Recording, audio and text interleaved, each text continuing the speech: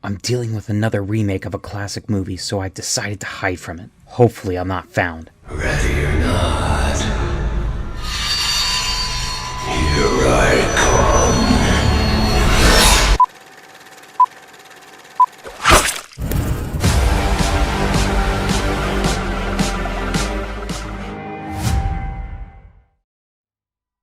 Welcome back to my look at the Nightmare on Elm Street franchise. Today, Freddy falls victim to the remake trend in A Nightmare on Elm Street. New Nightmare was unfortunately not a box office success, but it became one of the rare entries that got positive praise from critics and eventually became a fan favorite over time. After that, it would be 9 years until Freddy vs. Jason was released, but if you want to hear all about that, you can check out my review on it in the Friday the 13th playlist below. So jump ahead to the 2000s, and remakes were released left and right, even the ones that didn't need to be touched. After sinking their teeth into Friday the 13th, Platinum Dunes, Michael Bay's production company, decided they wanted Freddy as well. The plan was to go back and recreate the original film, but make it far darker, including doing away with Freddy's campy one-liners. Writers Wesley Strick and Eric Heiser did just that, but added some spins to their story, including making Krueger a child molester instead of a child killer. Seems messed up, but it was Wes Craven's original intent to make him a pedophile before he decided to switch to him just being a murderer. Speaking of Freddy, this would be the first instance in which Robert Englund would not portray the character. The torch was passed on to actor Jackie Earle Haley, who got the role after his performance in Little Children, where he did play a man suffering from pedophilia. Michael Bay personally picked Samuel Bayer to direct, and future Oscar nominee Rooney Mara was cast in the lead role as Nancy. How well could a darker remake of an already dark horror classic fare without its main actor no longer in the iconic villain role? Let's find out.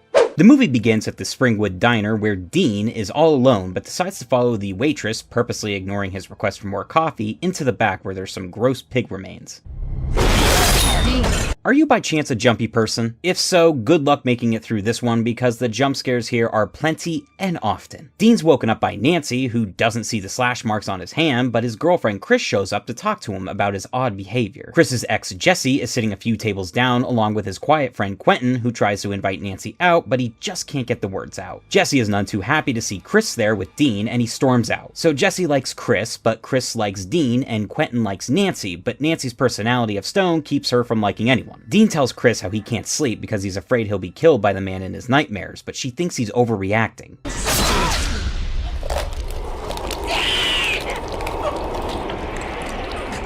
Still think he's overreacting, Chris? Everyone has shown up for Dean's funeral, including Chris, who sees a little girl that no one else seems to notice with slash marks on her dress.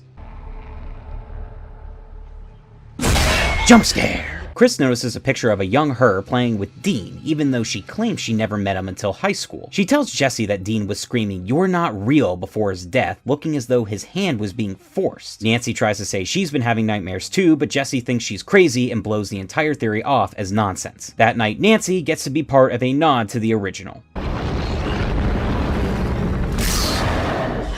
Trash. I mentioned in the original Nightmare the effect was pulled off practically and looked creepy. Here we get a CGI crapshoot that is a million times less effective. I understand we have great technology at our hands these days, but you gotta know when and where it works best. Chris is looking for old pictures of herself, asking her mom where they could be, but she gets a half-assed response saying it's impossible to remember stuff from when you were 5 years old. Well, I remember all my friends from when I was 5, and I'm not the brightest crayon in the shed. Chris takes matters into her own hands by investigating the attic, where she finds a box that holds some memories that probably should have stayed hidden.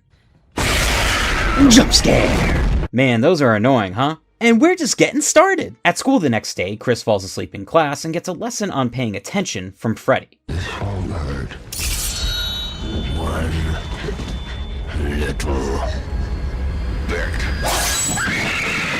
After arriving home, she finds out her mother is going on a business trip, leaving her all alone. Except Jesse shows up at her window to talk about what's bothering her. Oh gee, maybe it's the death of her boyfriend and the fact that she admitted to you earlier that it's possible there's a murderer in their dreams? I don't know, just spitballing. They talk about how they're seeing the same man in their nightmares trying to kill them, scaring Chris to tears, but Jesse promises to stay with her for the night. However, later, Chris hears her dog, Rufus, barking outside, only to find him dead. I was just patting him. Oh, that was a joke. Animal death. Chris runs back inside, but is now in a rundown preschool where Freddy wants to play hide and go seek, but luckily she wakes up in time. found you.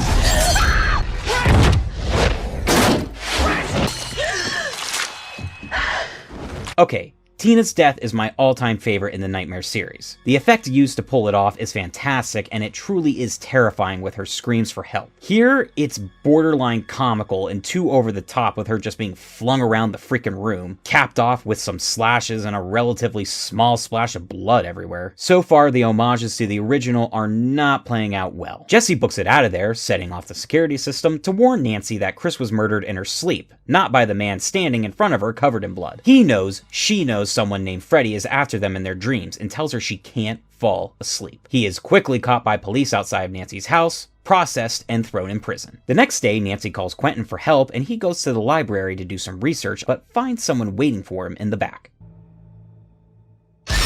A jump scare! In prison, Jesse is let out of his cell after someone posted his bail, but after exiting, he discovers he's now in a boiler room and being hunted down by Freddy.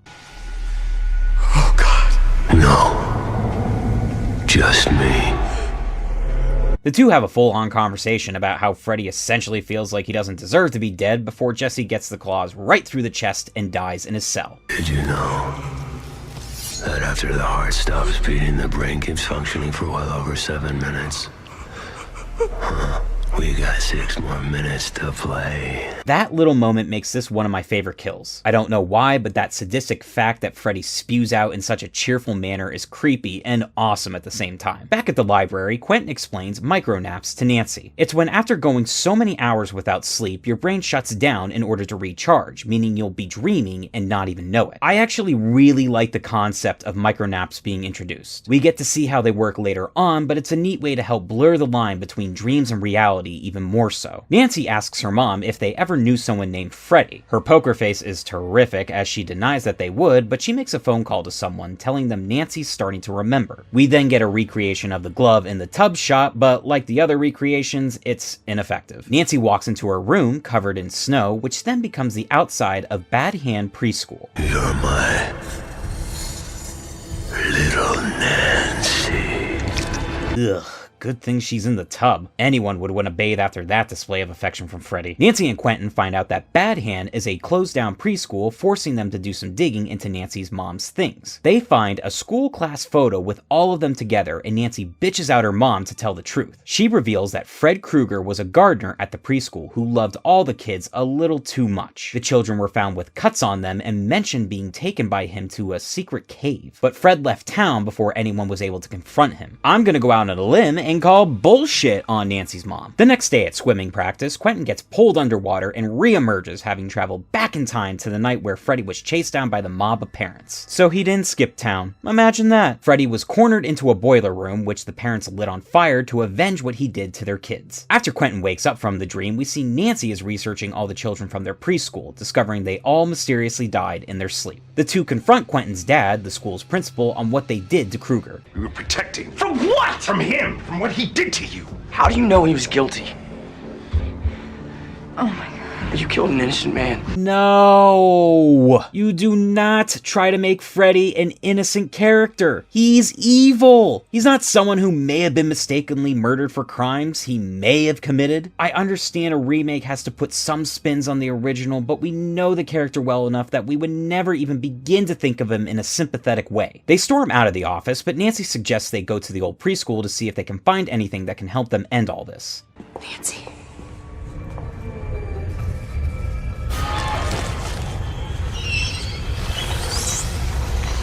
Guys, it worked in the original because it's horrifying for Nancy to see the corpse of her close friend call out to her for help. Here, it means nothing because I don't even know if it was ever established that Chris and Nancy were friends. It is there to show Nancy is starting to experience micronaps, but it also comes off as another bad callback to a better movie. Quentin stops at a pharmacy to pick up some more medication, leaving Nancy by herself in the car.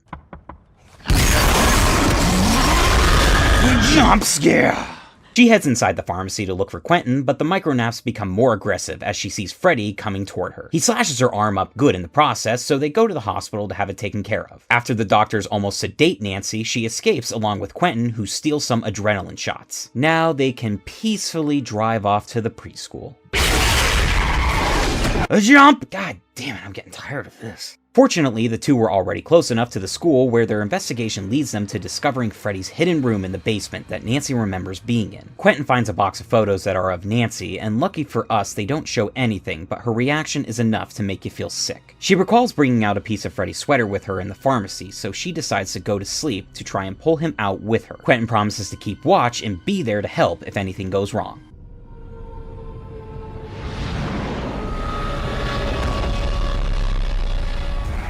You had one job, Quentin. Freddy gives him a swipe to the chest that doesn't kill him, but he leaves him for dead to go after Nancy. He chases her around for a bit until finally pinning her down on her bed.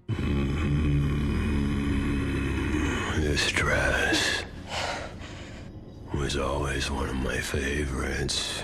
Ugh, fucking gross! I know that's the intention, but I feel so dirty just hearing that line. Quentin wakes up and uses the adrenaline shot to wake up Nancy, and she's able to bring Freddy with her. A fight ensues with the weakened teens, but Nancy is able to slice off Freddy's hand and slits his throat. They give him the old double tap by lighting the place on fire, leaving Krueger to burn, while the two of them are taken away by an ambulance and getting the happy ending they deserve.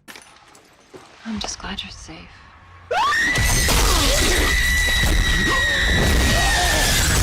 It's still better than the blow-up doll. My thoughts on A Nightmare on Elm Street 2010. Not very good, but not necessarily god-awful either. It's a remake that tries to be different from the original, but at the same time wears it on its sleeve, creating newish characters that are relatively in the same plot and introducing new elements and motives, but trying to crowbar in references to the original at any point they can. And those references are far and away nowhere near as effective as they were in 1984, whether it's because of bad effects or that it serves no real purpose other than to remind you that the original existed. The cast is fairly weak. The teenagers are introduced as being moody and filled with angst right off the bat, and they stay like that the entire time. We never get to see them being friendly with each other before they start getting picked off. I am convinced that none of them are even friends. They're so freaking monotone that I don't care what happens to any of them either, because they're so boring. Especially Nancy. Dear God, how do you totally downgrade a character that badly? Heather Langenkamp made Nancy grow throughout the movie into someone who was hell-bent on figuring out what the hell was going on and how she could stop the man attempting to kill her and her friends. Pardon the pun, but Rooney Mara sleepwalks her ass through this remake. There's no growth or personality. She has the same dead, fish-eyed look constantly and has no sense of urgency in her voice or actions. I always thought it would have been a great twist if they killed off Nancy and made Chris the protagonist, sort of a swap of the original. Katie Cassidy as Chris is the only one of the kids who I feel is even trying to put on a performance. The kills also don't do too much for me. Chris's Tina deathbed is the second time they redid it, and it's lame and too over the top. Dean's suicide is fine, but mostly for the sound design of him slicing his neck. And the best part of Jesse's is after Freddy kills him and threatens him with 6 more minutes of fun. Also, fuck the jump scares. It is insane how much they rely on jump scares to be the thing that scares you the most instead of providing creepy imagery and setting up a better atmosphere around the movie. I'll be totally honest, the best part of it for me is Jackie Earle Haley as Freddy. I know that sounds like blasphemy because only Robert Englund can be Freddy, but I think he did a good job for what he was given. I'm not a fan of the makeup, it kind of looks like a burned cat, but I found him fairly menacing and creepy considering they changed him from a child killer to a molester, a switch that I don't mind but also makes some scenes uncomfortable. I like that he's sort of got an origin story, being a gardener that seemed like a good guy but was hiding a dark secret. There's also the night he was burned alive by the mob of parents, which we rarely see, and luckily no dream demons were present. He maintained some of Freddy's dark humor that worked in some scenes or fell flat in others, but at least he's not wearing a goddamn power glove at any point. Although I do think it's ridiculous to ever insinuate that Freddy could have been innocent. The fact they considered it for even a second makes me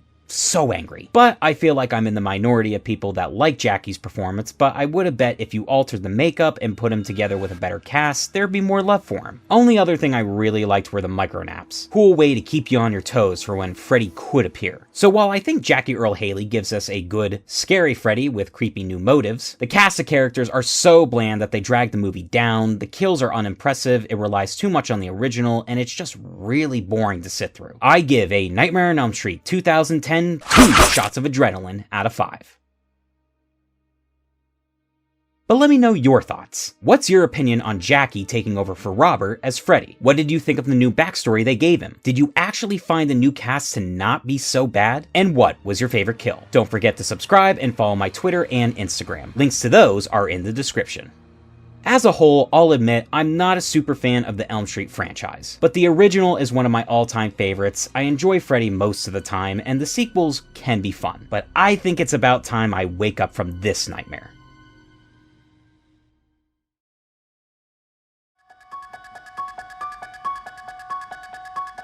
Oh, come on! Wait, I thought I fell asleep at Crystal Lake.